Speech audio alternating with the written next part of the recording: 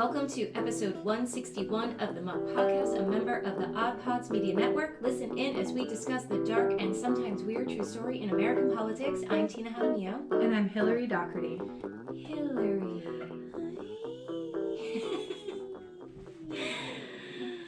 First of all, let me say something. Let me say something to you.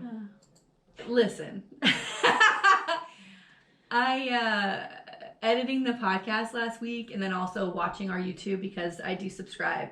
Maybe you should too. Subscribe to our YouTube. Ooh, subscribe. We need those likes. Yeah, sub numbers. What's your subs number? I have so many subs.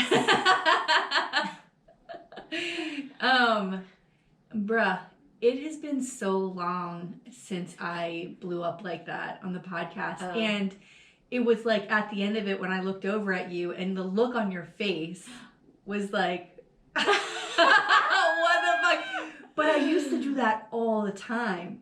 Oh, yeah. All the time. And I was like, it was why? A good rant, though. It was fine. But there's a couple of things that happen. First of all, your delivery of these stories is infuriating. You know, because Tina's just telling you what's going on, like this. Like, it's normal that this thing has happened, and what are we going to do? And it's just like this, and I'm just like, right? I'm going to explode.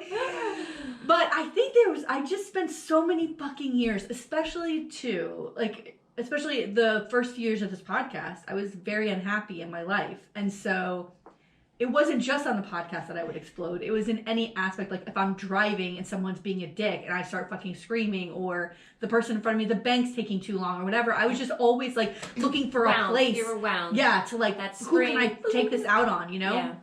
And so those stories would make me insane and I would explode. But now I'm just like this.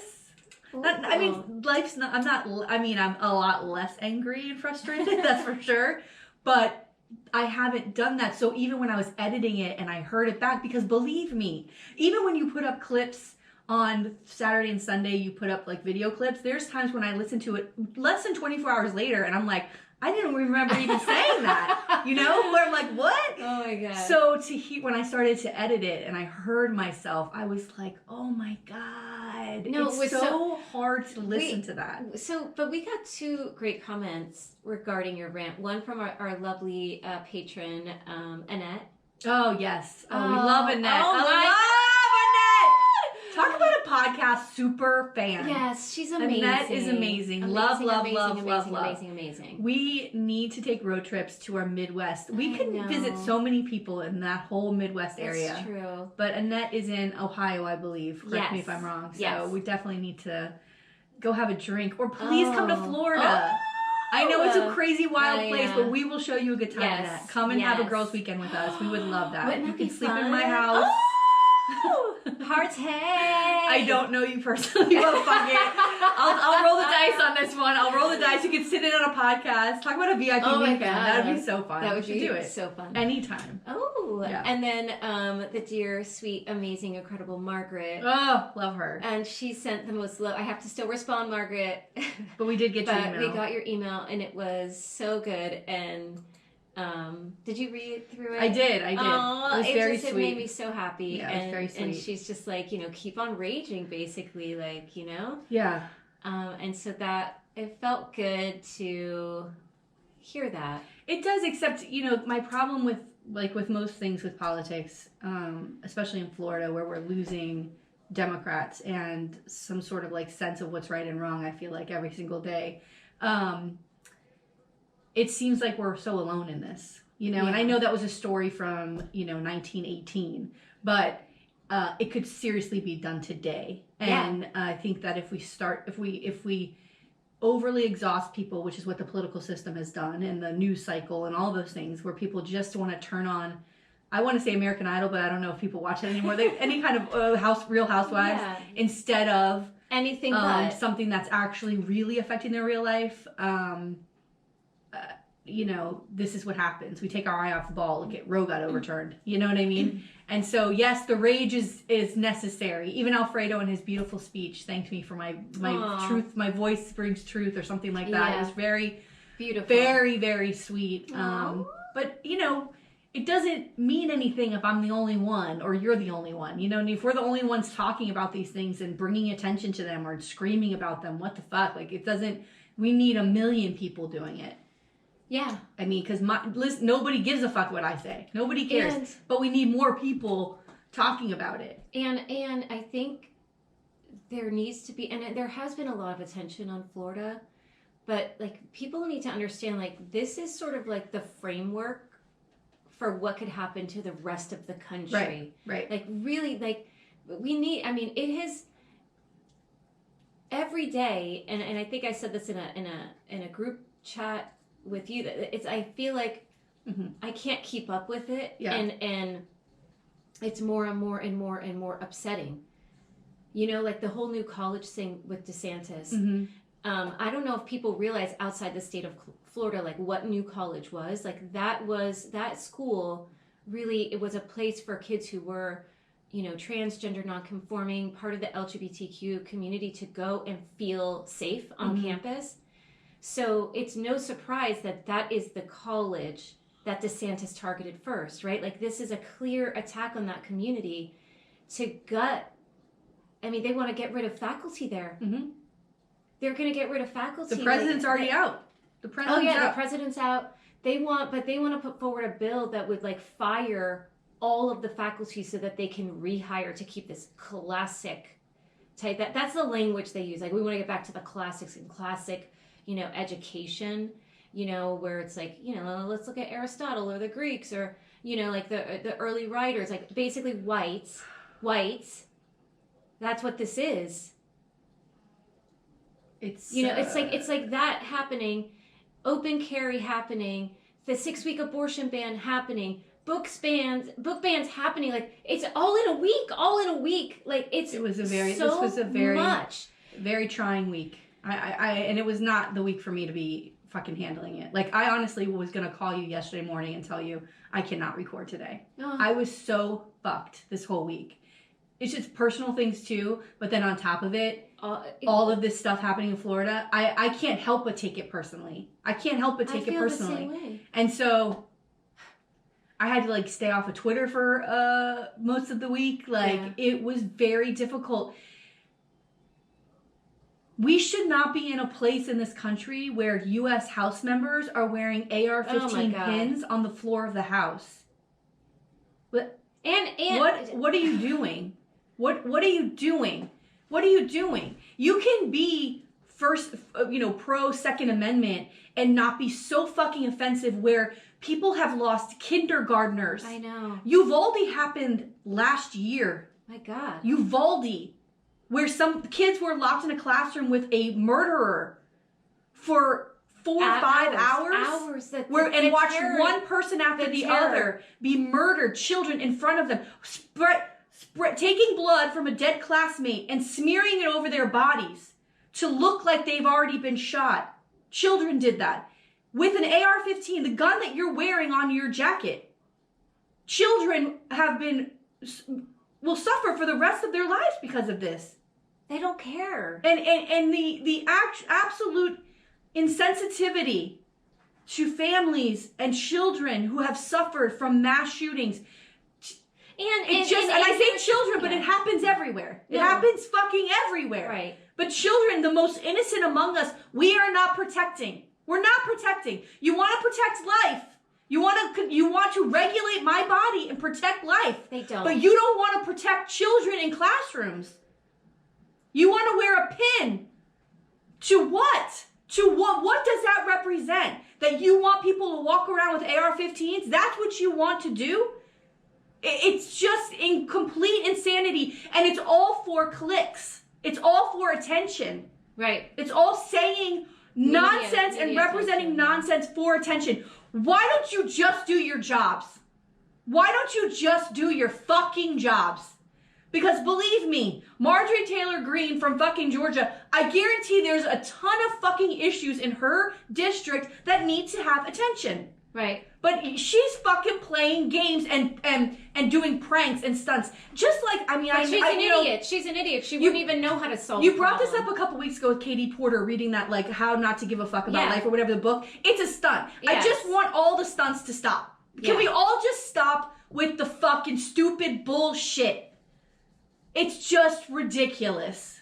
And they're wearing these, AR-15s on their lapels.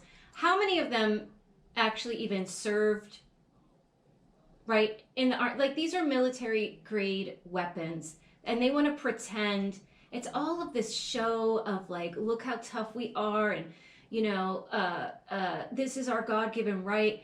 It's ridiculous. And even in Florida with that open carry, when the questions are asked, if it's permitless carry, you don't have to have a permit. It's not open carry yet. Right. It's not open carry yet. That'll be next session. That's the Don't next worry. session. Don't worry, it's coming. But permitless carry, this idea that you don't have to have the permit on you while you're carrying a gun, and then, well, what happens if something happens? Well, when something happens, then we'll know. That's what the Speaker of the House. When something happens, then we'll know. So let somebody get killed first. That Speaker. Then do you have your... I don't get it. It's unbelievable. It is a sick obsession, personally, to be so desperate for weapons. I don't understand it. I don't understand it. This guy, Paul Renner? He's the Speaker of the House for Florida. Oh, gosh. At the press conference, he was asked very specific questions about what this means for a permitless carry in Florida. And they said, well, how would you know if they have mental health issues? How do you know if they have domestic violence issues? How do you know? Well, we won't know unless something happens. Yeah, great. So someone has to die. And by the way, let's bring up our sister state, Texas. Oh, God. There's now a bill going through their legislative session right now.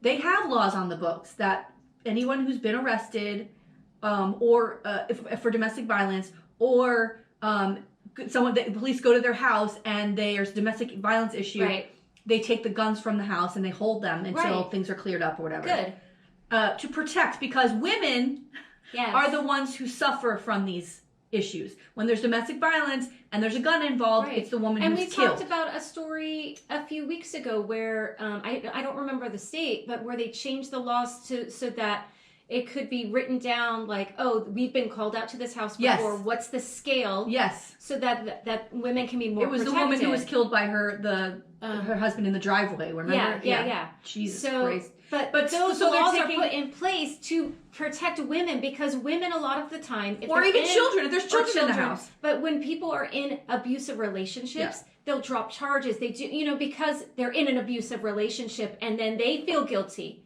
Oh, so he's going to get in trouble because of me. Not because he's a dick. Anyway, in Texas, they're trying to take that away. They're trying to take that off. That's what they're trying to do. And why? Like, I don't get it. In unchecked anger, a man who is abusive in the house will have access to his guns. Someone who's already been the volatile and the violence that has all escalated now to where the police are called, the woman's being beaten, and now you're going to continue to allow that person to have to be armed. And those things happen, like, it's that spur of the moment. It's a moment of rage, right? Yep. It's a moment of rage. And I think they would get the guns back when they went through, like, anger management. Like, there was things they had to do to actually get their weapons back. God forbid we ask a man to think about his actions. How many women will die from this? Or children, whoever's in the house. How many people will die because of that? How many people are going to die in Florida because you don't need to have a permit?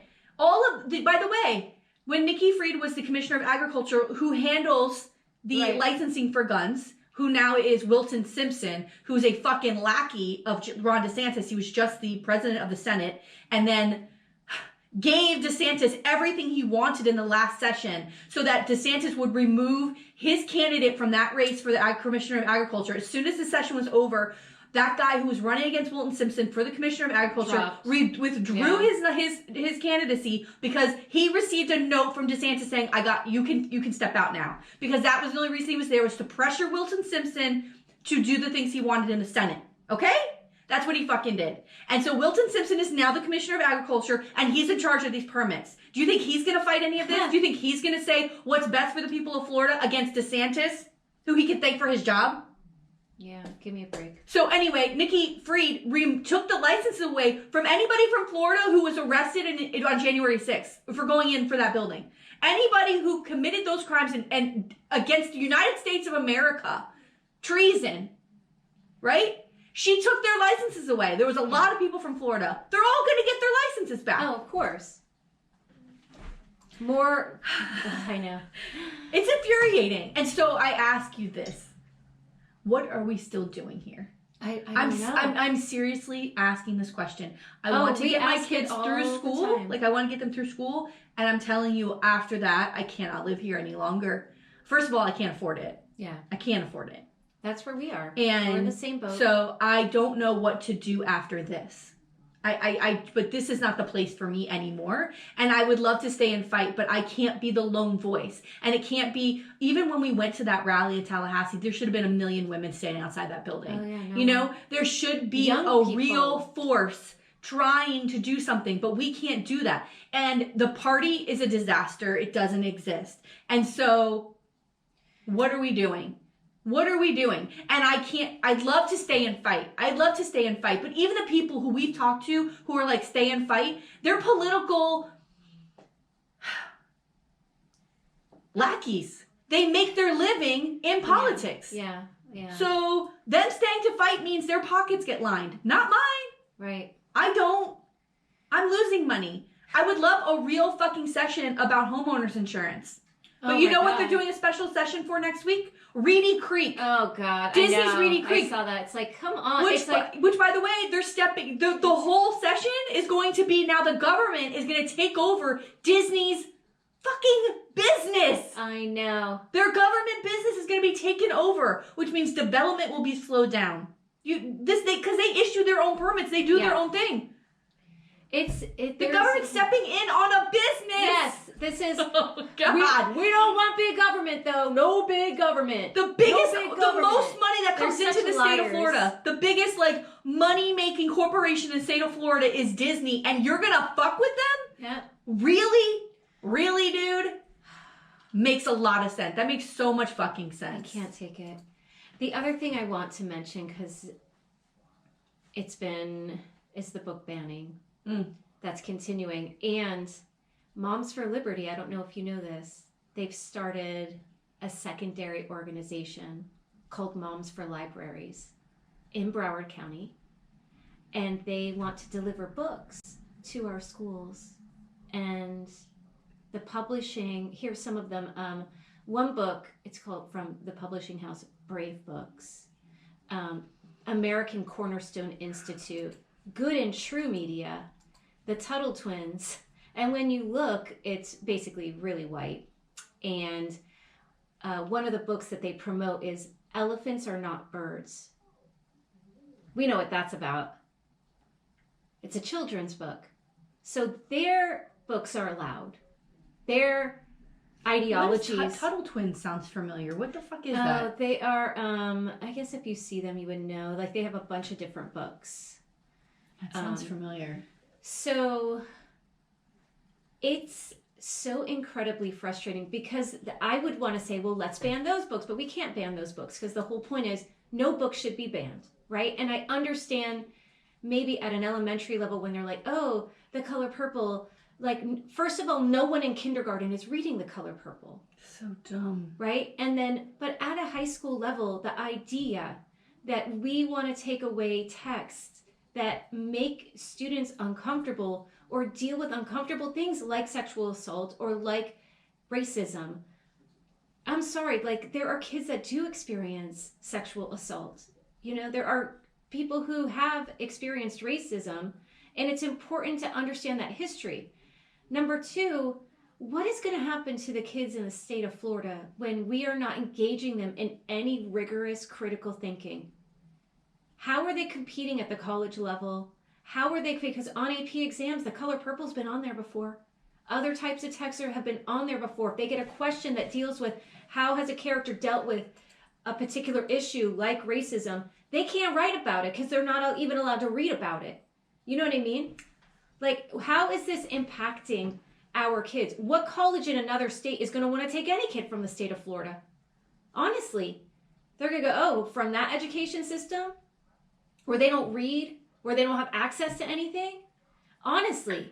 And then the people coming into this place are going to be a bunch of people sending, I'm sorry, a bunch of their conservative kids. Like, I don't want my children around that. And I don't know how to combat it. I don't know how to combat it. But they have. They do. And look at this. They got another. Now they got a new organization. Yeah, this is their little thing. Acknowledging the crisis across our nation with inappropriate reading material and the attack on innocent minds. Again, I ask you, what crisis? My children have been in school for 9 years. And 9 years. And I've never seen a crisis about books. And ever. But here's the thing. And neither have they. But here's the thing. If I want my child to read these books, they can't because of you. I don't think that's fair. Why does your Christian ideology have to impact my child's education? And the same thing, like at these college campuses with the Ye was right tables popping up everywhere at FAU, which is right here. I told you that last week. Which is right here, right? And the FAU Republicans, they had a whole, like, I was like, let's see what's going on with this group. They were all upset about a drag show that was happening on campus. They were like, they had a whole thing because I guess the college put out like Banned Books Week, and they're like, come to the library, check out banned books. First, adults, right, at college, and they're like, how dare the university have these books that are against our Christian beliefs? You're at a public university. If you want to go have your Christian beliefs, go to a religious college. If you know, it's the same thing with abortion. You don't like abortion, don't have an abortion. You hate this book about sexual assault, don't fucking read it. But here's the other thing, too. Jesus. But let's stop for a minute. Because, again, I will say, these are problems that never existed. They're problems that DeSantis put a little wand out and said, let's talk about books. Put a little wand out, let's talk about drag shows. Yeah. These were never a problem. And all of these minions, these mindless, numb, stupid pieces of shit who have nothing else to do, follow his lead. The Florida Republican Club, or whatever it is, at FAU, these kids, believe me, I'm calling them children, have other things to do. But they said, oh, there's a ban. Maybe we should do this because DeSantis is against banned books. There's idiots on Twitter. That one pesky, no good, probably living off of welfare, no job piece of shit, I'm not even going to say his name, who harasses people with his camera all over. I think I've been on one of his videos screaming at him at an abortion thing. But he was a nobody before. And he just gloms onto these issues that somebody else has made up. Get a job. Yeah. Get a life. Get a life. And stop bothering people. None of these things a year ago, this guy didn't know what a drag show was. A year ago, 2 years ago, Moms for Liberty didn't exist. These are groups that are created out of DeSantis's mindless fucking make-believe bullshit. And these fucking idiots glom on so they can get their own attention and have what they perceive as their own power to go viral somewhere, to stand for something that is not an issue.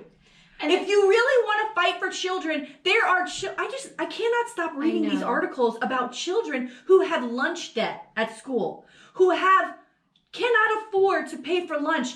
That's a real issue. Yeah. Children that go home without food, and this is their only meal of the day is at the public school, and hey, they have lunch debt. That's a real thing. You can make an impact on kids and help them. Not books, not drag shows. If you really are worried about children, look at the issues that are impacting the amount of homeless children that live in their cars with their families. And it's a real fucking thing. Yes, and here, like absolutely, it's everywhere. And if you think in the state of Florida, with the homeowners insurance going up the way it is, and how much rent is, we're in a housing crisis across the entire fucking state. If you think there aren't homeless children that go to school every day hungry and then have lunch debt, that is where you can really help people. It's not with fucking banning books. These kids are in need. And if you want to help them, find a real cause that does it. Stop following DeSantis and his make-believe shit. I know. It's fucking exhausting. And the thing that makes me, the other thing is, it's the irony of it all. Like, the irony, like, they don't see, like, we don't want big government, but they are big government. You know, like, it's like the Moms for Liberty have their shirts that are like, we do not co-parent with the government. Yes, you do.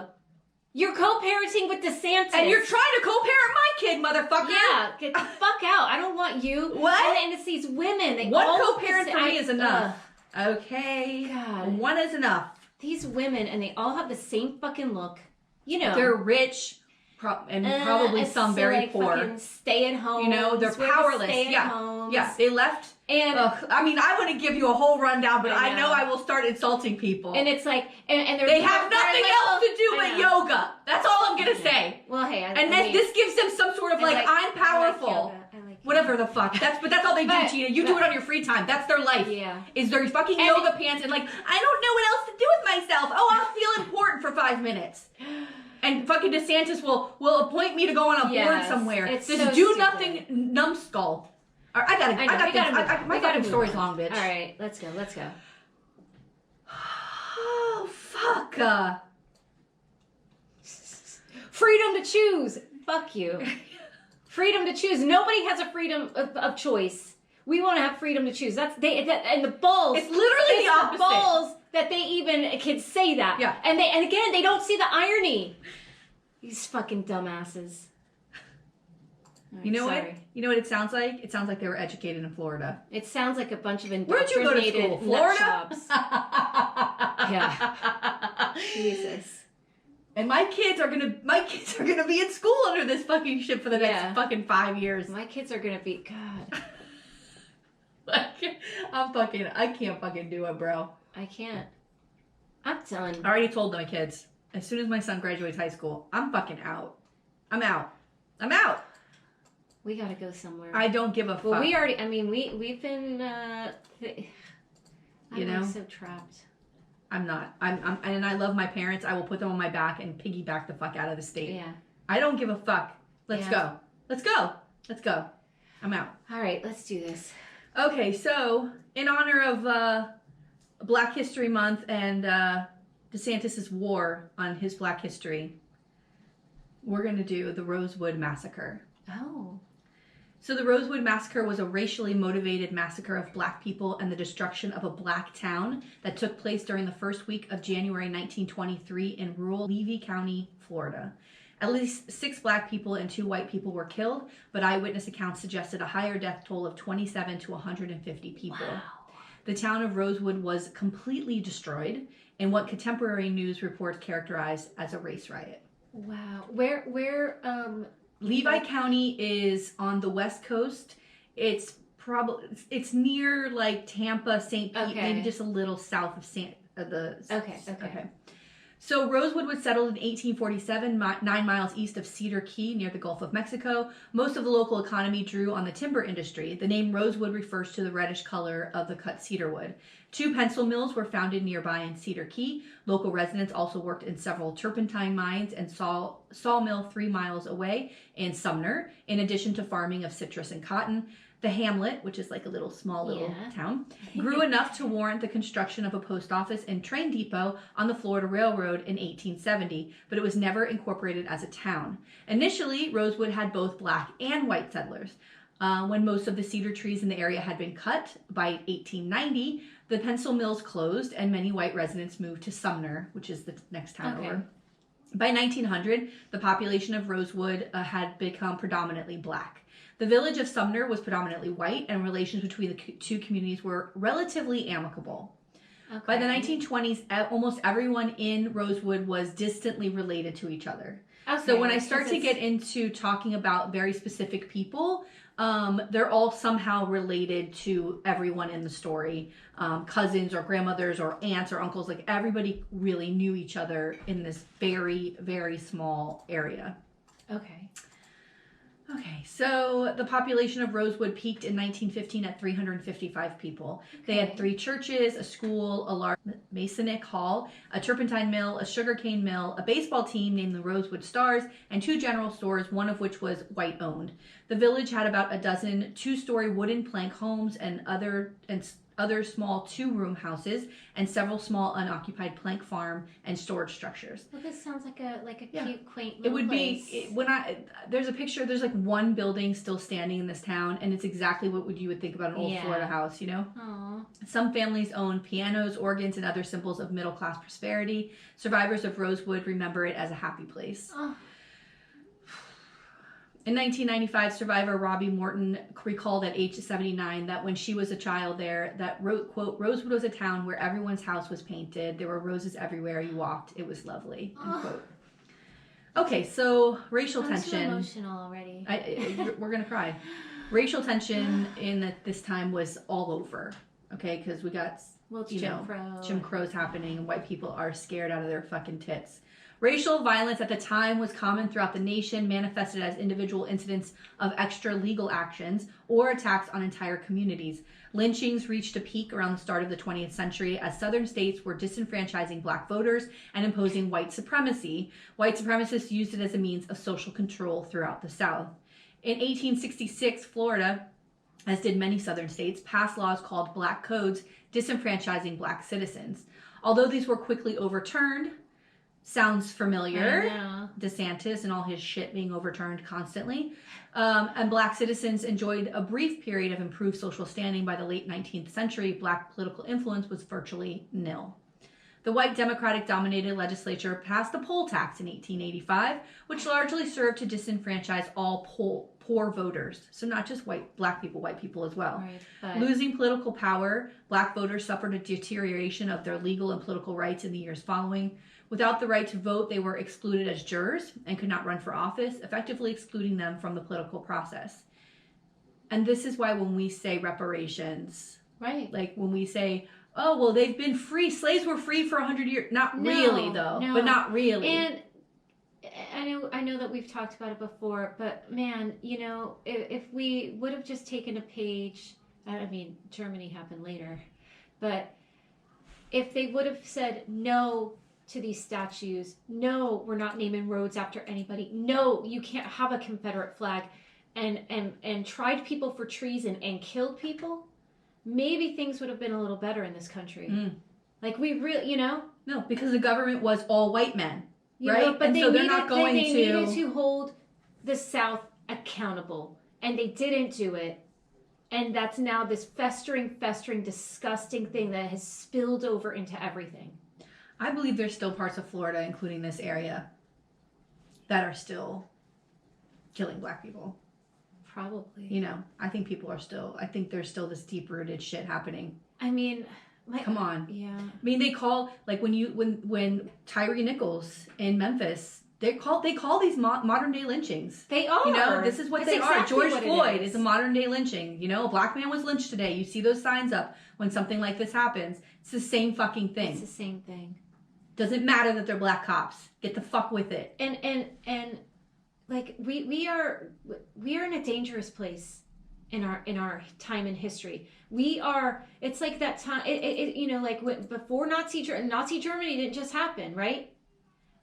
Right? People saw it happening. We are in that place in America. Absolutely. Where we are witnessing it happen. And frankly, like my husband and I talk about it all the time. Like it's gonna get like, and so the idea of America is gonna end, right? And we see it coming. So here's my question. We see it coming, but all democracies fall. But they all fall. What are you gonna do about it? Like that's the question. What are you gonna do? What are you gonna do? You gonna sit at home and watch it happen because it doesn't affect you, or are you gonna fucking stand up and do something? But you know what? It's time to break the United States up. All right, let's get back to the story. This is going to be too long, Tina. Sorry. Tina gets into fucking breaking up the country. We got to break up the country. I know it's time to move up and move on. I know. We got to, though. The United States as a whole was experiencing rapid social changes, an influx of European immigrants, industrialization, and growth of cities, and political experimentation in the North. In the South, Black Americans grew increasingly dissatisfied with their lack of economic opportunity and status as second-class citizens. The KKK was strong in the Florida cities of Jacksonville and Tampa. Miami's chapter was influential enough to hold initiations at the Miami Country Club. The Klan also flourished in small towns of the Wow. South where racial violence had a long tradition dating back to the Reconstruction era. White mob action frequently occurred in towns throughout North and Central Florida and went unchecked by local law enforcement. Because they were part of it. Yeah, extrajudicial violence against black residents was so common that it was seldom covered by newspapers. University of Florida historian David Colburn connects growing concern of sexual intimacy between the races to what occurred in Rosewood. Oh, Quote, no.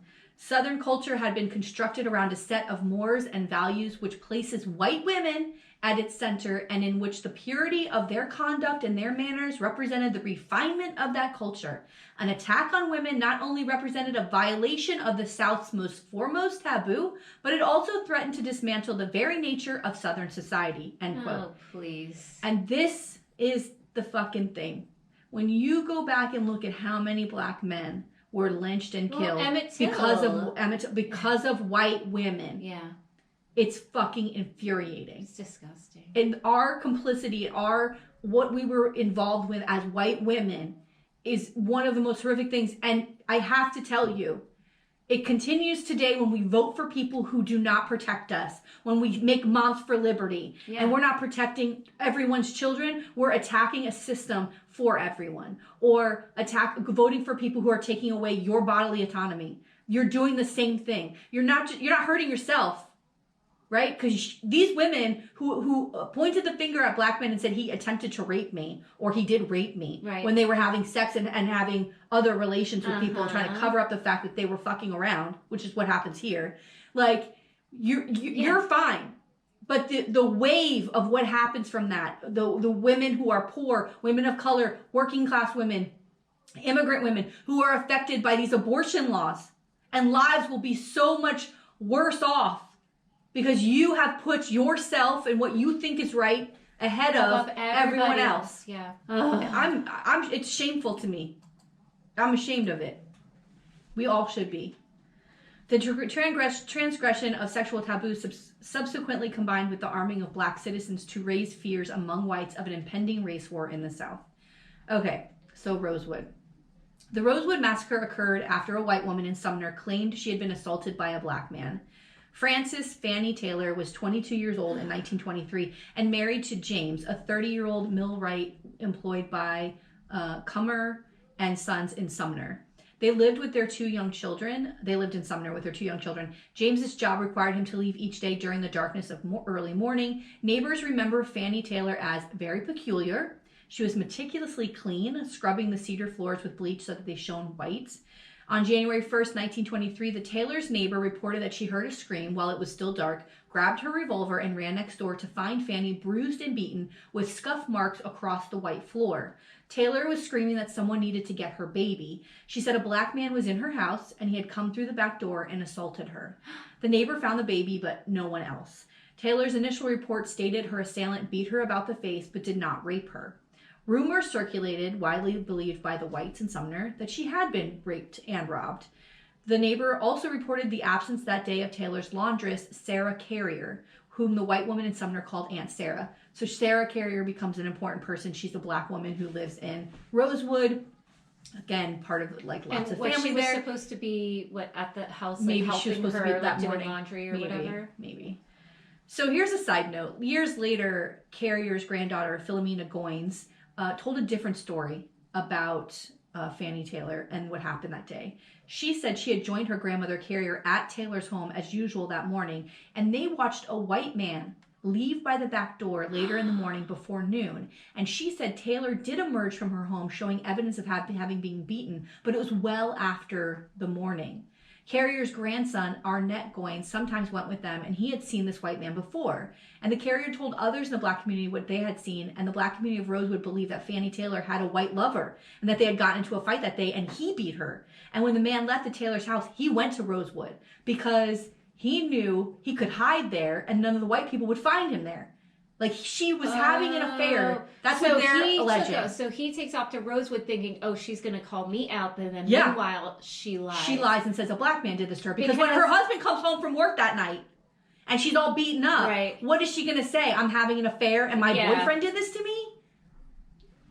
What an asshole. Okay? So she throws it off and says that a black man did this. Well, Again, we're talking let's talk about the set of the stage. We're sitting in a very fearful South. This is a fear of poor white woman. She gets attacked from a black man immediately. So back to that day, Levi County Sheriff Robert Elias Walker quickly raised a posse and started an investigation. When they learned that Jesse Hunter, a black prisoner, had escaped from a chain gang, they began to search to question him about Taylor's attack. So now all of a sudden it's like, oh, this guy's out. He attacked her. Right. Because when you escape from a chain gang, the first thing you want to do is go rape a white woman. You don't want to escape and get the fuck out of town. Yeah. Right? You're going to hang around. Men arrived from all around the area to help with the search, adding confusion to the events recounted later. As many as 400 white men began to gather. Oh, this is in a town of less than 300 people. Yeah, forget Or it. about 300 people. Sheriff Walker deputized some of them, but was unable to initiate them all. Oh, please. Walker asked for dogs from a nearby convict camp, but one dog may have been used by a group of men without Walker's authority. So, just fucking random dogs searching for people, as if they're trained to do that. Dogs led a group of about 100 to 150 men to the home of Aaron Carrier, Sarah's nephew. Sarah Carrier from earlier. Oh, no. Aaron was taken outside where his mother begged the men not to kill him. He was tied to a car and dragged to Sumner. Sheriff Walker put Carrier in protective custody at the county seat in Bronson to remove him from the men in the posse, many of whom were drinking and acting out on their own authority. Oh, my God. A group of white vigilantes who had become a mob by this time seized Sam Carter, a local blacksmith and teamster who worked at the turpentine mill. They tortured Carter into admitting that he had hidden the escaped chain gang prisoner. Oh my God. Of course, when you're being tortured, Of this course. is how they always got. I did this story a few weeks ago. They Right. always got it from beating and threatening people. Of course. They tortured. Okay, Carter led the group to the spot in the woods where he said he had taken Hunter, but the dogs weren't able to pick up a scent because it's not a fucking real story. It's not real. Oh my God. To the surprise of many witnesses, someone fatally shot Carter in the face. The group hung Carter's mutilated body from a tree as a symbol to other black men in the area. Some in the mob took souvenirs of his clothes, which you've done stories before, which was a thing. They cut a piece of his their clothes off. Survivors suggest that Taylor's lover fled to Rosewood because he knew he was in trouble and had gone to the home of Aaron Carrier, a fellow Marine and Mason. Carrier and Carter, another Mason, the Sam Carter who was just killed, covered the fugitive in the back of a wagon. Carter took him to a nearby river, let him out of the wagon, then returned home to where the mob met him, and they found his scent, right? So after lynching Sam Carter, the mob met Sylvester Carrier, Aaron's cousin, oh my God. and Sarah's son. His whole family. Sarah's son, who we talked to, who was they met him on the road and they told him to get out of town. Carrier refused, and then the mob moved on. He suggested gathering as many people as possible for protection. So now he gets back into town and he's like, all the black people, get your fucking guns. Yeah. And because they're coming.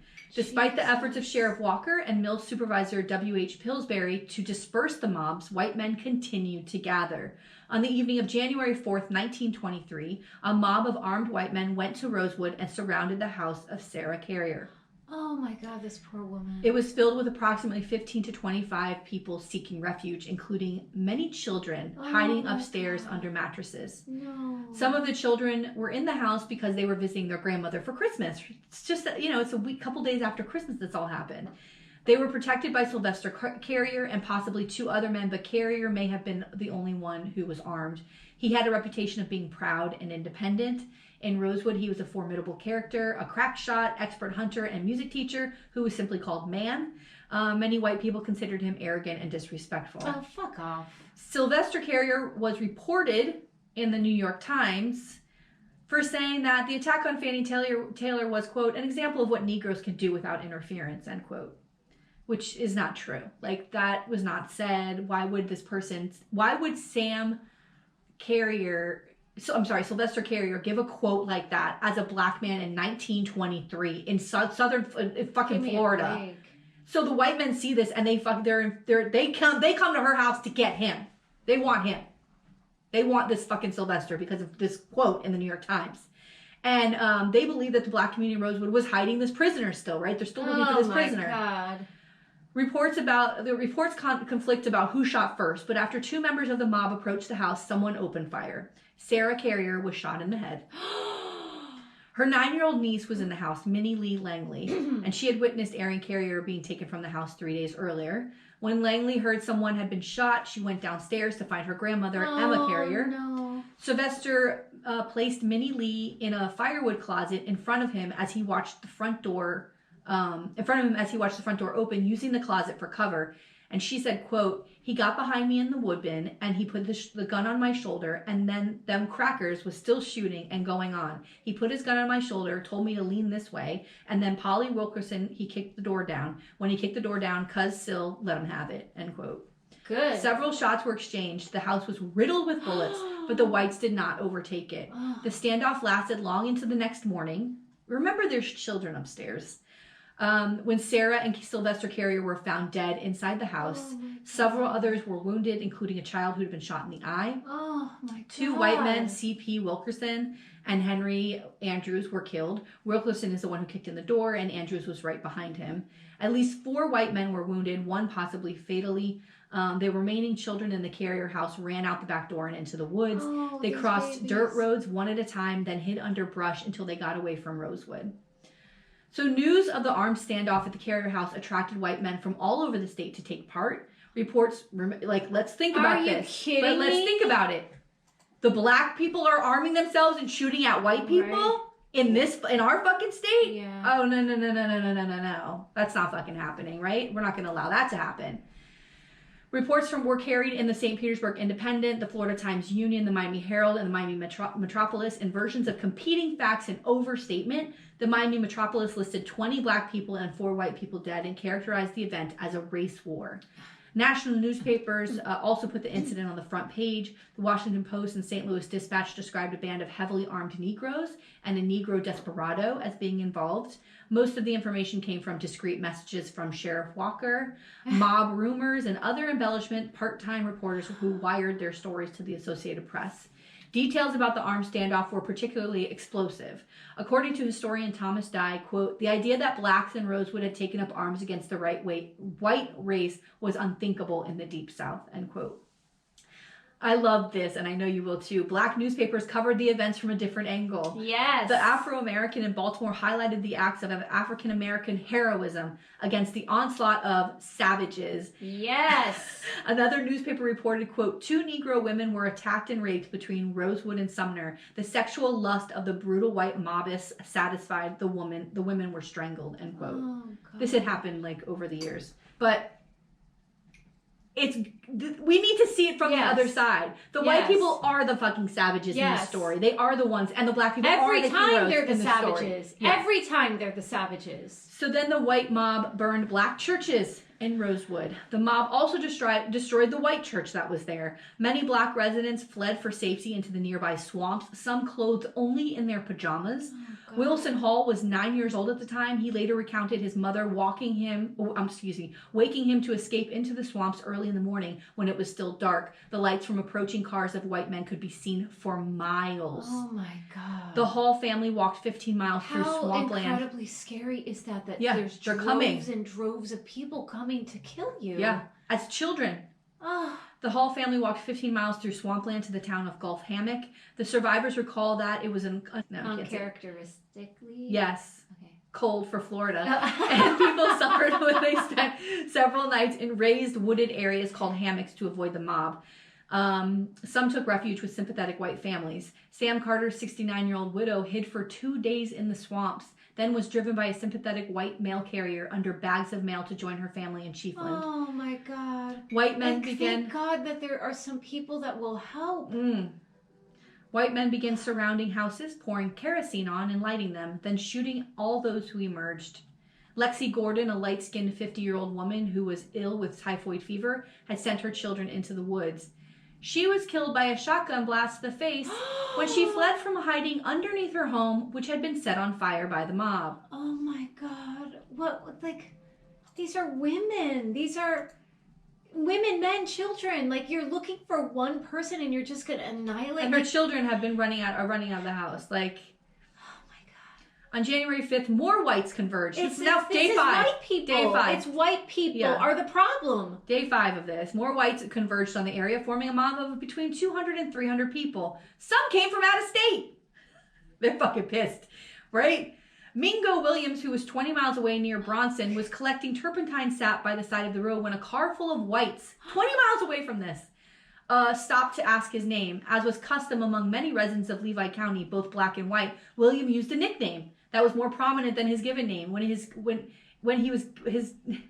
gave his nickname of, which was Lord God, they shot him dead. Sheriff Walker pleaded with news reporters covering the violence to send a message to the Alachua County Sheriff P.G. Ramsey to send some assistance. Armed guards sent by Sheriff Walker turned away black people who emerged from the swamps and tried to go home.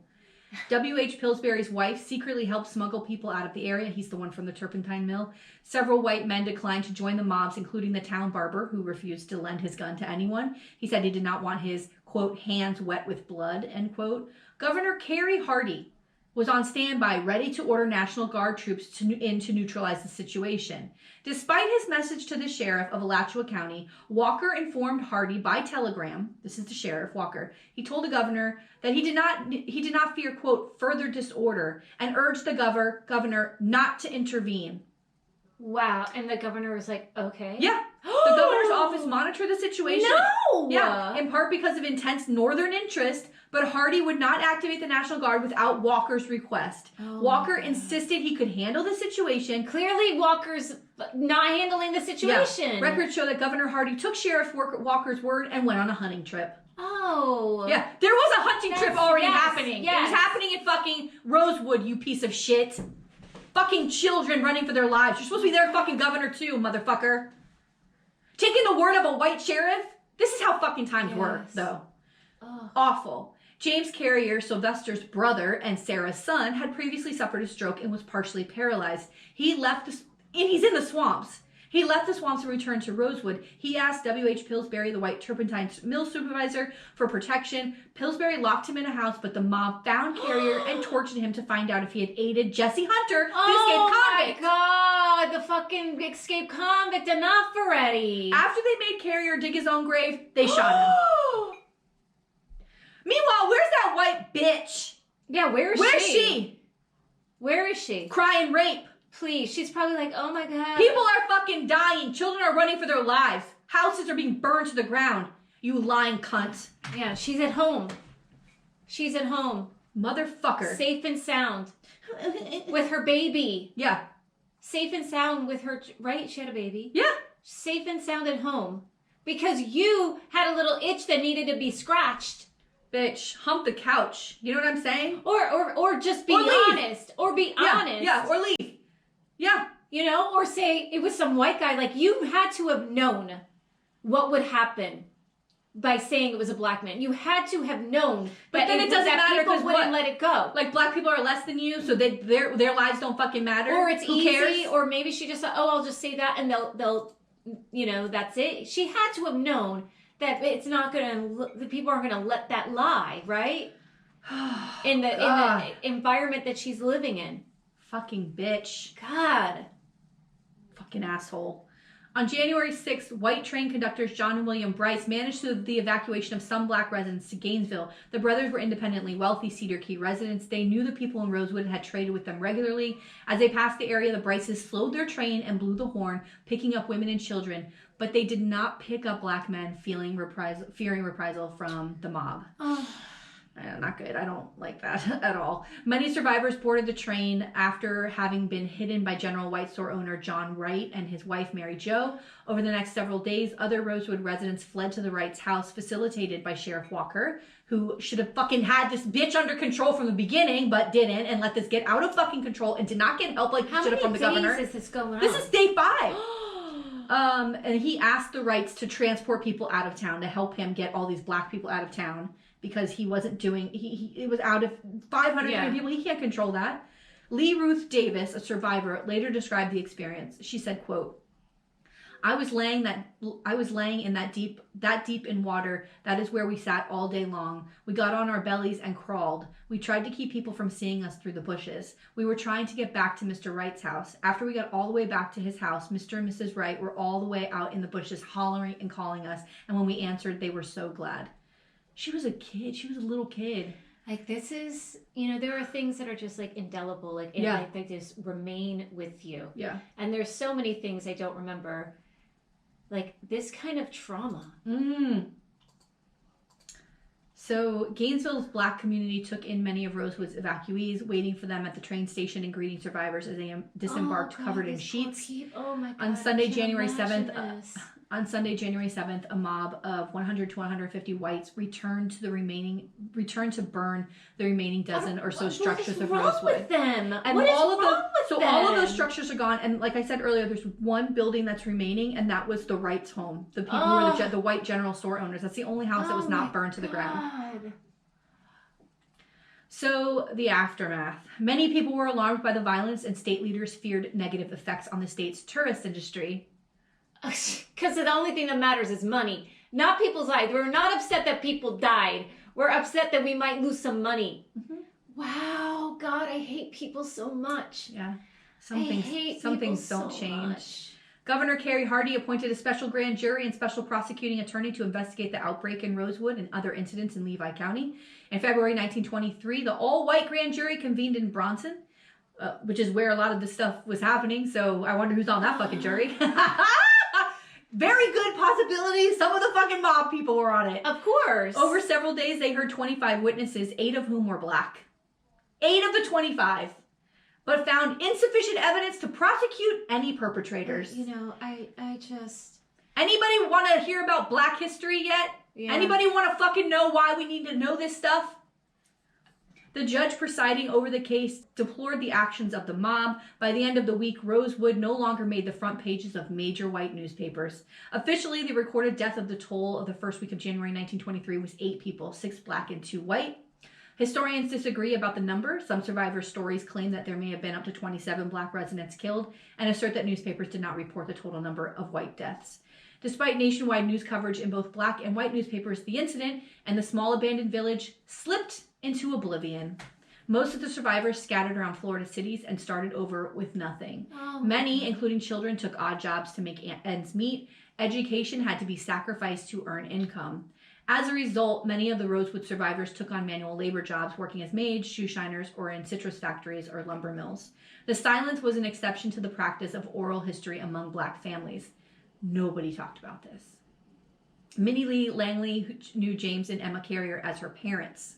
She kept the story from her children for 60 years. She said, quote, "I don't want them to know what I came through, and I didn't want to discuss it with none of them.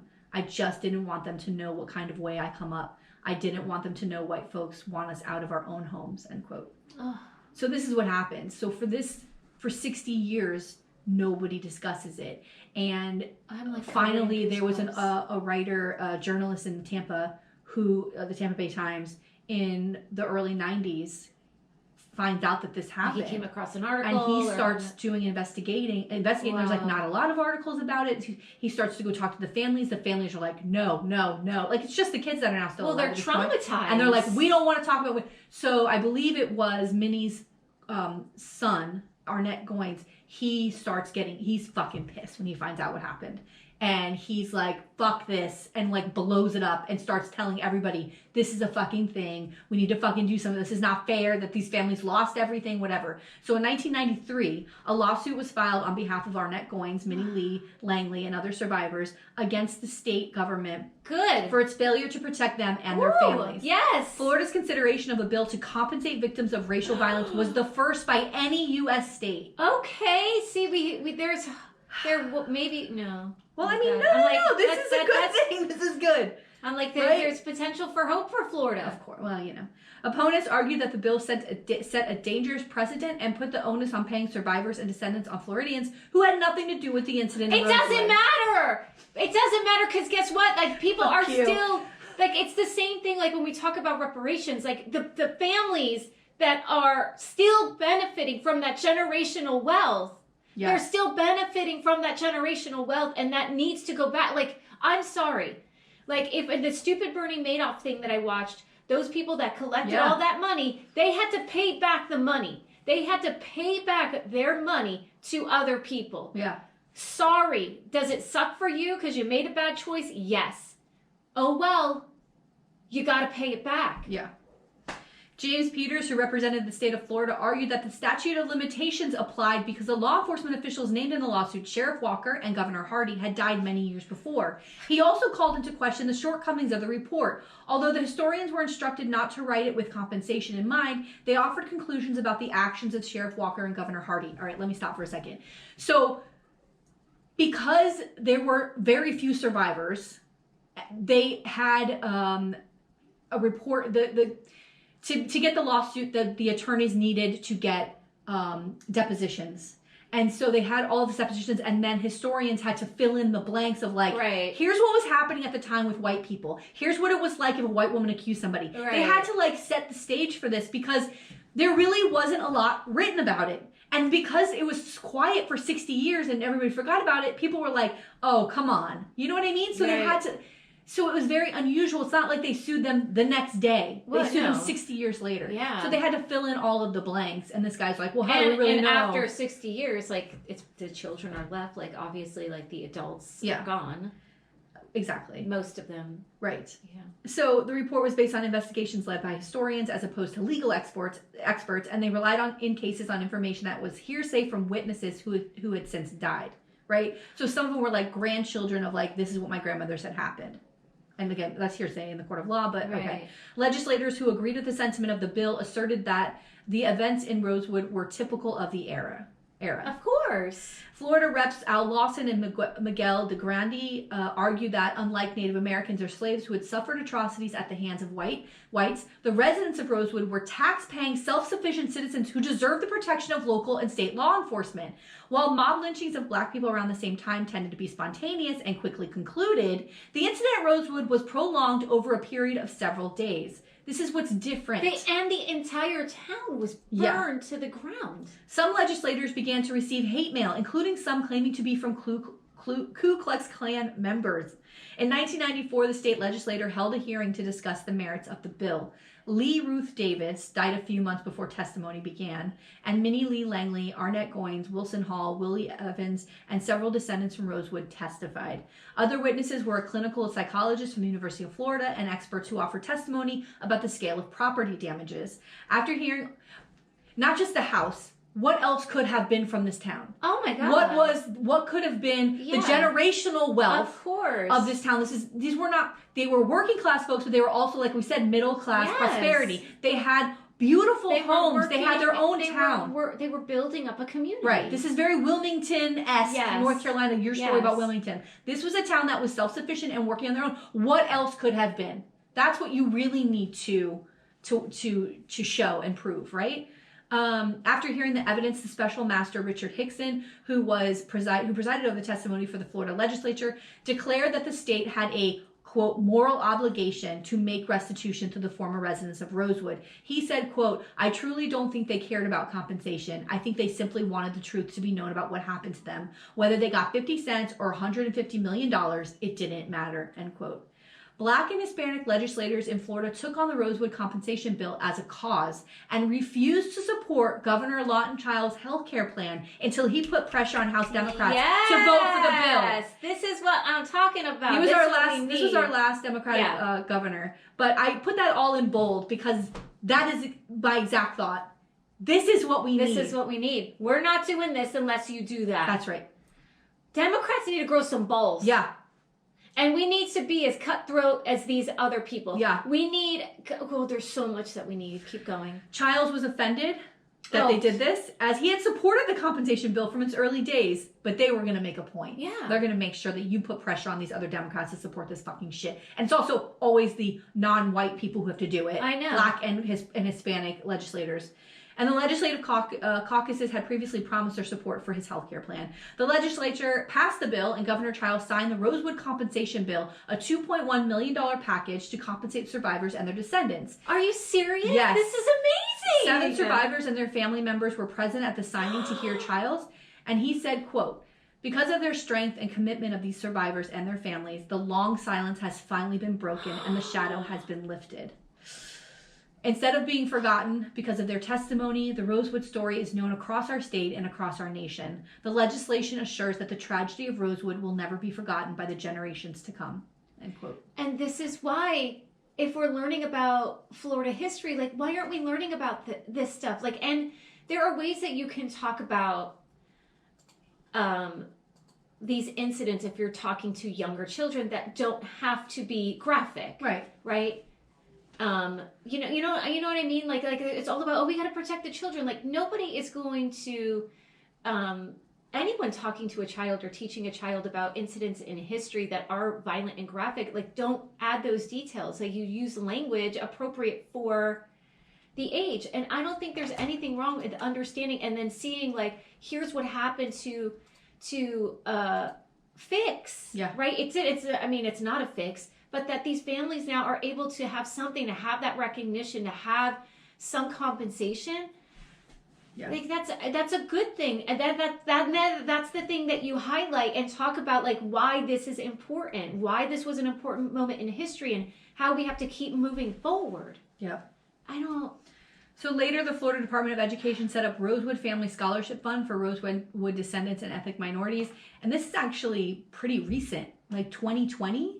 They did this, and wow. Yeah, and so if you can prove that you are a descendant, you get $6,100 a year for school. That's incredible. I think it's incredible too. So that was Rosewood Massacre. And I'd like to also say something else.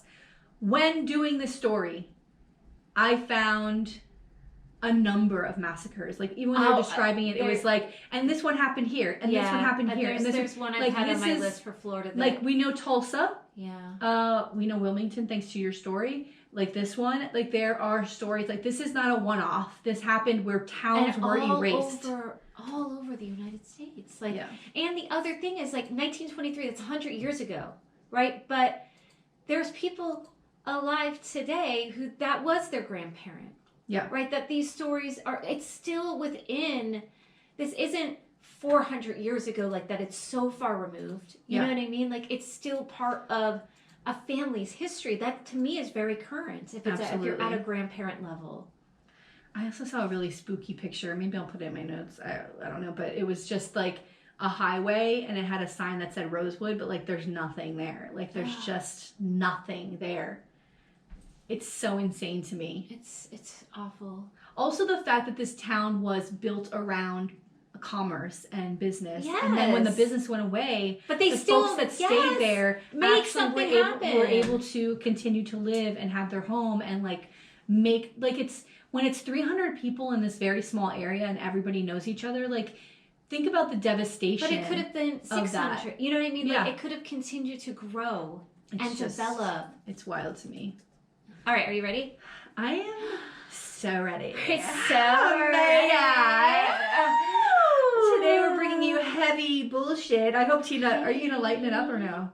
Oh, for fuck's sake. It's not so bad. I hope everybody took their Xanax so bad. Before it's you. Not so bad. That's a good song. Okay. Is that Dido? Yes. Remember that? Wanna thank you. Ooh. Is that the same song? Like, no. Me the... Oh yeah, it is. And yes. Remember? Yes, didn't you do a song with Eminem? That was the song. Oh, that was it? Like, that was the track. It was Stan. It was Stan. The number one fan. Stan. I don't know what the fuck. You don't know that song? No. Oh, girl, I'll play for you later. But Dido, why does Dido remind me of Renee Zellweger? Was there a Dido song in Bridget Jones' Diary or something? Oh, is that the connection that's happening in my brain? Maybe. What happens in this brain? When I watched that movie, what's the movie, the Pixar movie where it's like the emotions, anger, Inside Out. Inside Out. Yeah. I'm like, what do my people look like? Oh God, they're so tired. They're so old and tired. They want a nap. I don't blame you. Oh, goodness. We are 1 month and 2 days until my birthday. Well, today's the 4th, so. Happy birthday. Ooh, we gotta do something fun. Yeah, what are we gonna do? I don't know. Let's do something fun. All right, today, I'm gonna tell you the story of Bob Filner. I already hate him. Yeah, Bob. I mean, my brother's name. Yeah, Bob. The first love of my life was named Bob. My high school sweetheart. Bobby. Oh, Bobby. I call my brother Bobby. My Bobby. high school boyfriend was so fucking cute. He played soccer. He was Italian. Oh. Well, there you go. I mean, Oh, not for honey. nothing those Italians. He would wear Italian horn. Oh, gold chain Italian horn. Yes! Oh my god. Okay. You better start moving on before I daydream it. So cute. So cute. I had the cutest boyfriend in high school. Fuck all y'all. I had the cutest fucking boyfriend in high school. Oh my god, he's adorable. Oh, that's so cute. Okay. Hey. Oh. Yeah. Do you know what's going on? I'm thinking about his. What's I'm thinking about his inside bedroom. out over there? I'm thinking about his bedroom, where the laundry room was next to the bedroom, but you had to like walk to the laundry room, and his room was here. It was open. There was no door, so you to the laundry room. And I remember being very busy, and his mom opened the door to go to the laundry room. And I'm like, get out! That is hilarious. How fast can you stand up and pull your pants up? Oh! Hey. Hey, listen. Yeah, I didn't have my own place. You had to do what you had to do. You know what I'm saying? Well, you gotta. My children are in the house. Oh my god. All right. But here's the fucked up thing. My children are getting to the age where I was doing shenanigans. And I keep thinking, I can't imagine my daughter at 15 doing the things that I was doing, or 16. Like, I am worried. I know. And now I understand what my mom's face was like when I was like, I think I need to go on birth control. And she was like, what are you talking about?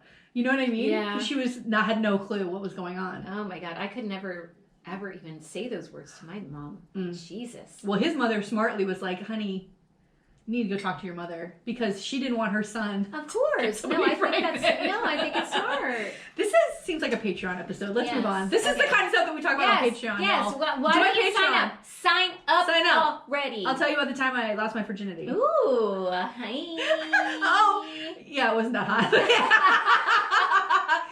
As one should be. It should not be hot. It should not be hot. No. All right. So, Bob Filner served in the House of Representatives for 20 years before becoming mayor of San Diego.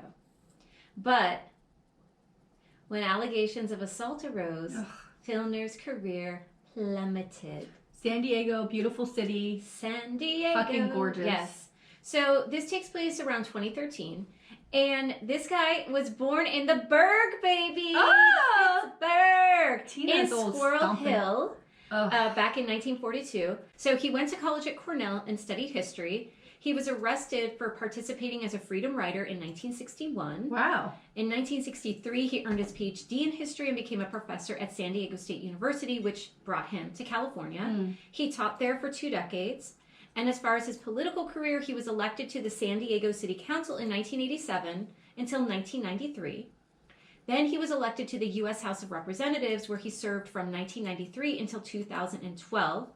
Then he returned to San Diego and he became mayor in 2012. Jeez. So as far as his politics as a House member, he was a Democrat and he was a founding member of the Congressional Progressive Caucus. His voting record, of course, was like everything that you would want it to be. And this is coming from, there's a website that's called the Issues website, and it just tracks and shows you like how politicians have voted on particular issues. And it shows that he was in strong support of a women's right to choose. He was in support of same-sex marriage, equal rights in race and gender. So, and he was against like all the right things. Like he was against the 3 strikes and you're out law. He was against the absolute right to gun ownership, like all of the things, right? So seems to be, you know, someone that we're like, okay, yeah, the great career, like someone. Depending on what side of the aisle you're on. Right. Well, Well, he sounds great. For us, he sounds great. Sounds right? great. But like many men in power from the boomer generation, there was a treatment of women that they found acceptable, right? Or that they thought was just in jest, and you know what I mean? That really wasn't acceptable, that these women had to deal with over the years. But he becomes mayor, and it's now we're in the middle of 2000s, you're old, and like the maybe those shenanigans that you were doing earlier in your career, like women aren't going to just take anymore, right? Good. Because back in the day, women didn't really feel like they maybe had a voice to be able to object to some of that treatment. So basically, the major incident happens about 6 months after his election to being San Diego's mayor. And Filner, according to Ballotpedia, was accused of sexual harassment by Irene McCormick Jackson, who worked as a communication director for Filner during his time as mayor. And at the time, according to Ballotpedia, McCormick Jackson stated, quote, he thought it was acceptable behavior to regularly make sexual comments that were crude and disgusting. Some things that he did to McCormick Jackson, according to KPBS. So I got a lot of my information from a series of news articles done by the KPBS station. He told her she should work without her panties on. Sometimes when you say these things or whatever, you say, so I start to picture myself, I immediately picture myself at work and think about someone saying my that boss to you. saying that to me. Yeah. It is so fucking horrific. Yeah. It's so gross. Yeah. I mean, I told you about that I had a boss that said that he wanted to put me over his knee and spank me, that I made a nice ornament for the front desk. Like, let me just make it clear. No one's ever sexually harassed me at work. I mean, ever. But you've worked at the same place with a great That's boss. True. My bosses you know are what I mean? incredible dudes. So you were lucky that you had like a good, You're right. you know? You're right. He also said that he wanted to see her naked. He said he wanted to consummate their relationship. What the fuck? Yeah. He demanded kisses. And then this was a thing that he did. Okay. Did she kiss him when he demanded it? No, it was like he forced, trying to force kisses. No. So gross. But listen to this thing that he sort of became, I guess, like several women came out and said that he did this thing. Oh, God. He would put them in a headlock. He'd put women in a headlock and make sexual remarks and like try to like drag them around and like, you know, like to have this, it's weird. Oh my God. So I want to know what's psychologically happening with this motherfucker. You know, like that alone, like was he married, or do you know if he was? Yeah, yes, he was married. Married, divorced twice. McCormick Jackson, after her, more women began to come forward. Some accounts that I read said 13 women. Some say about 17, and then others say that it was closer to 30. So there was a number of women through the years that then started to come forward once this one woman came forward. Another city employee at the time, Stacy McKenzie, according to KPBS, accused Filner of rubbing her breasts and grabbing her in a headlock as well. What the fuck? Michelle Tyler... Maybe he was just a big wrestling fan. What would his wrestling name be? Ugh, Pig. Michelle... Pig, it's a good name. Michelle Tyler... You know what I said about Trump? Oh my God. Ugh, Pig. So Michelle Tyler encountered Filner when she was trying to help out a military vet friend, and allegedly Filner asked her for a sexual relationship.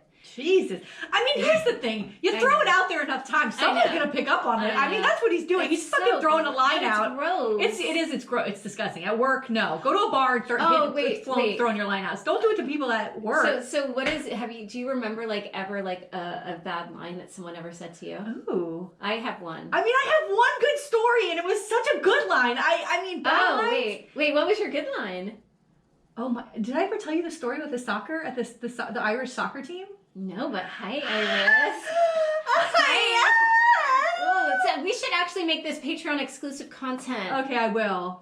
We're going to do a Patreon. If you want to hear these two stories, you better pay up. Oh, it's such a good story. That much. Shout out to my friend Leanne and my friend Devin who were there. Woo! And we fucking hung out with this Irish soccer team. What? Baby, when I tell you these motherfuckers walked in the door and were the cutest fucking... Oh, and then they had that accent and I was like... forget it. I knew this guy, Ian. I like fell off my chair. I was like, excuse me. And yeah, I'll leave it at this. I still wonder... I said to my friends, I wonder what it's like to have sex with a leprechaun. Because that's what they sounded like, but they were... like... soccer players are fucking hot. Well, they're hot to be, yeah, I mean. Fuck. Yeah, they're just hot. Oh my God. Okay, we gotta move on. We're moving on, but tune into Patreon. Write that down, down, because we can't forget. Patreon Irish soccer players. Yes. Okay.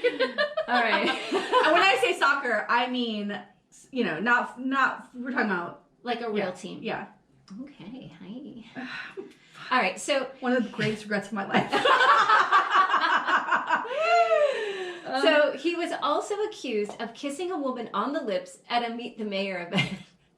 Oh my God, meet the mayor? Not make out with the mayor. You're confused, bro. Jesus. Oh my God. He's like the host of Family Feud. Oh, that guy, the Richard Dawson. Oh my God. Oh my God. All right. Oh, that's the name of this episode. It's Richard Dawson. Richard Dawson. Oh my God. I can't believe we both knew that Oh my motherfucker's God. name. He was so gross. Like when No, you look no back on sex it now, offender. you're like, No, oh God, stop. Assault. Oh my God. So another woman, Patty Roscoe, according to The Atlantic, alleged that he tried to kiss her on the lips and put her in the headlock. So like this was his thing. Like I guess it's a way to just, it's weird. You know what? I'm going to start doing this to It's men. weird. Give me a headlock. Do this. Give me a kiss. Come on. Do it. Or tickle, my tickle God. them. Like, let's fucking assault the fuck out of everybody. Everybody. Morgan Rose alleged that he tried to kiss her several times when she met with him about an initiative she was working on. This was when he was in Congress. Oh my God. Political consultant Laura Fink alleged that he grabbed her behind at a fundraising dinner. He also allegedly forced his executive assistant in almost daily sexual harassment, from forcing her to grab his crotch to locking her in his office and asking for sex. What? Some of the other victims included a retired Navy admiral, a San Diego University dean, and a great-grandmother who volunteered at City Hall. He put her in headlock? Grandma? I don't know. Jesus, Madonna. What the fuck? Grandma in a headlock.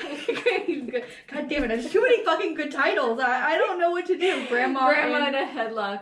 And the stories are so similar, right? The forced kissing How and many forcibly women? like This is trying insane. to restrain these women. Ugh. So at first Filner denied the allegations and he refused to leave his seat because instead, according to several sources, he went to rehab for 2 weeks. Filner also How many nurses were in headlock at that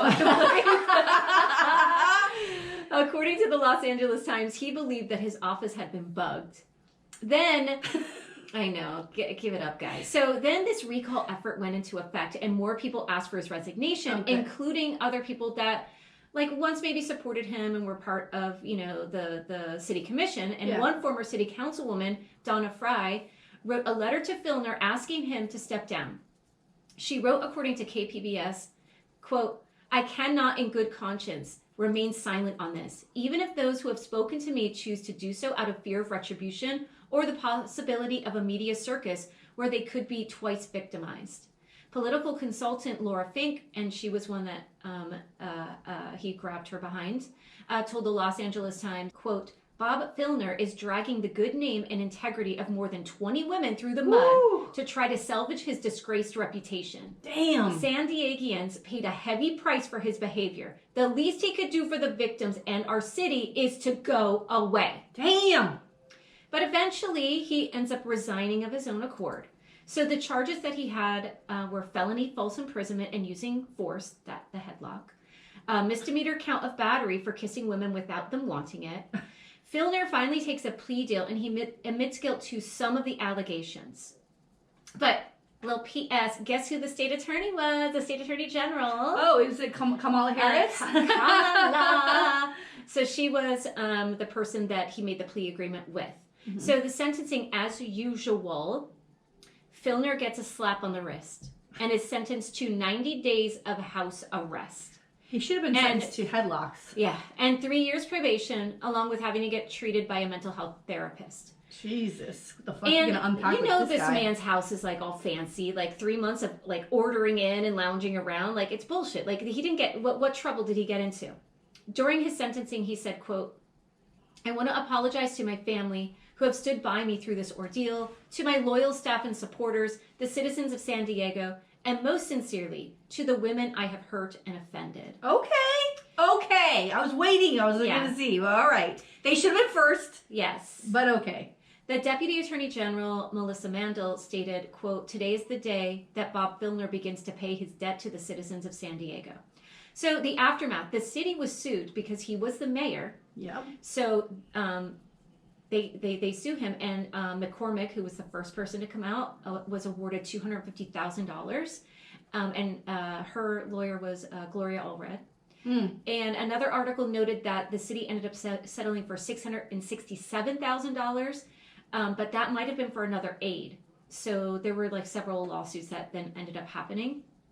Then city manager Jan Goldsmith had this to say, quote, California law holds the city as an employer strictly liable for sexual harassment conduct of a supervisor, including the mayor, directed at a city employee. Mm. So other things that happened for him as far as the aftermath, he wasn't allowed to run for office during his house sentence and probationary period. He also lost his pension, but only for the period of accusations. So only about that 6-month time as mayor. But his other pensions, like, he could collect. Meanwhile, he was doing all this I know. before. But yeah, I mean, he also incurred a fine of $1,500 according to the Times of San Diego. The article also noted that he could have his probation reduced to what's called, quote, informal probation, and he could petition to have the felony changed to a misdemeanor on his record, like after he finishes everything, which is annoying. This I thought was funny, and I have a picture of it, but Hooters banned Filner from their restaurant, and they had a sign in their window that said, quote, we believe women should be treated with respect. Woo! And it's like you're like his name, like you're not allowed to come in this establishment. Yeah. Damn Hooters. I know, like, hey. According to KESQ, when he got out of rehab, opponents of Filner threw a not welcome back party. They're like, get out. Wow. So some points of interest. After the first woman came out, the sheriff's office actually created a hotline after Filner admitted to, quote, disrespecting and even intimidating women in the past. So they like set this up so women can call and, you know, put their accusations in. According to KPBS, Filner was the first Democratic mayor in 20 years. Wow. And of course, he screws it all up. Another thing I found interesting was an article, again from KBPS, that focused on how no one really rallied to support Filner. And the article noted that he would often be, quote, needlessly provocative or offensive. Like, he essentially had this reputation of being a bully, and one staffer told KPBS, quote, I bet you could ask him my wife's name, my kids' names after working with him for 15 years, and he wouldn't have a clue. Like, he was just known for just, like, you know, poking at people. And like, especially when he was in Congress. Right. In 2016, a former chief of staff, Lee Burdick, came out with a book called Bob Filner's Monster. According to that book, Filner allegedly told someone that he only hit on women to boost their self-esteem. We don't need you, dude. Thank you, but no thank you. We don't need that favor. Especially coming from you. I can't imagine what this motherfucker looks like. Well, Bob Filner thinks I'm cute. I know. I guess I must be beautiful. I must be hot. Oh, but Bob Filner, he hit on me and put me in a headlock. Oh, God, I must be a Cindy Crawford. Oh, my God. Fuck off. In 2017, Rep. Diana DeGette of Colorado alleged, so this is now after, Jesus, alleged during an interview on Meet the Press that Filner harassed her when she served with him in the U.S. House, saying he tried to kiss her while on an elevator. So again, what's like happening in elevators? It's like that space, that's that small space that they're like, I got 10 they seconds. They put cameras in those motherfuckers. You know? Do they have cameras like, in there? just leave women alone already. Jesus. In 2018. But I mean, I love kissing. Don't get me wrong. I mean, I'm here for a good makeout session. Yes, but with someone you want to make out with. But it's somebody who's basically a colleague of yours. You're going to jump on them and take a kiss in an elevator? It's weird. What happens in your brain that makes you think that that's okay to do? It's so fucking wild. It's weird. In 2018, he tried to redeem himself by coming out and speaking about the hashtag #MeToo movement. Oh, and boy. said, quote, oh, boy. The harm I did to anyone, of course, I continue to sincerely apologize.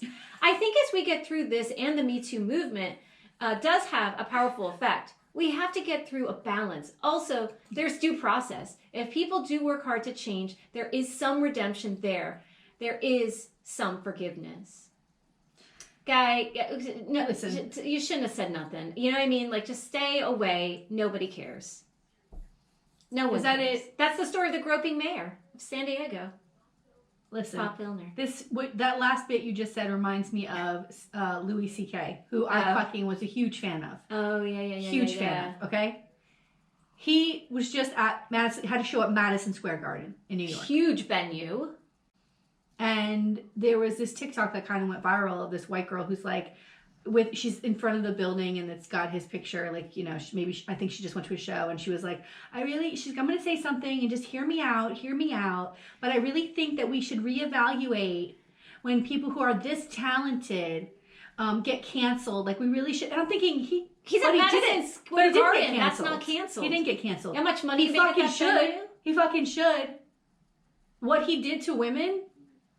And you're going to stand there and defend it? It's. How about go get a job at a fucking hardware store and crack your jokes there, motherfucker? Yeah. See how far that goes. Yeah, go work at a hardware store in New York and jerk off in front of the employees there and see how far that gets you. Someone's going to get a hammer and smash your fucking head in. It's so gross. What you did to women is absolutely disgusting. It's assault. And you used your power as a very famous comedian to lure women in, and then as they're standing there and talking to you, you took your dick out and jerked off in front of them. That's what you did, and made them watch you jerk off. Nobody wants to see that. And who wants to delve into that psychology of it? Yeah. But yeah, let's buy tickets to Madison Square Garden and see Louis C.K. Yeah. I was the biggest Louis C.K. fan. Fucking huge. Really? Loved everything he did. He did shows that nobody watched, and I fucking watched. I think he's a brilliant genius, but he's also a fucking psychopath. He's a psychopath. And he made enough money to go away forever. Because he's not smart. He's not dumb. He was selling his stuff himself. All of his shows, you had to pay him. He didn't sell them. It wasn't like Ticketmaster. No, he had he had a TV show with Steve Buscemi that was so fucking good. But you had to go on his website and download it. Like, all of his work and all of his things, he was the one person making the money off of those things. So he made plenty of money to never have to come out of his house again. But, you know, he's so talented. He has so much to say. He's got to have new shows. He's got to go out and test his routine and get a fucking show at Madison Square Garden when he really should just fucking go away. Because we cannot continue. If we want the world to change, we have to hold these motherfuckers accountable and let them know that we are not going to give you any more of our money. But then there's women like that are like, yeah, but he's so talented. So all right, fine. Then go. You who love him so much, go in a room with him and watch him jerk off in front of you. Someone who admired him, trusted him, looked up to him, thought he would used his influence and he was going to help these women, and then in a fucking meeting takes his dick out and starts jerking off in front of them as they're talking. It's so disgusting. It's so fucking disrespectful. Well, it's just it's such a violation. It's a violation. God. It's like we don't matter. No. That's what you're saying when you do that to that woman.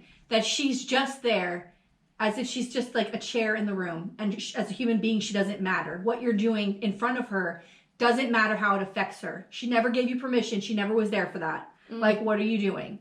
You're a fucking sick piece of shit. Yeah, you know what he should do, Madison Square Garden? And while he's inside, burn the fucking place to the ground. So fucking tired of dudes. I'm so tired of dudes. They all suck.